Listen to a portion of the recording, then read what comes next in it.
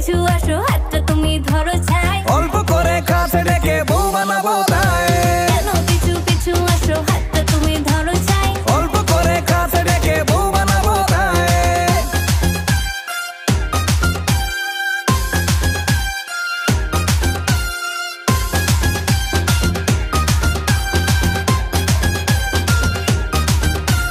শ্বশুর আমার অসুর এখন দাঁড়িয়ে থাকে যখন তখন চেষ্টা করেও তোমার দেখা কেন মেলে না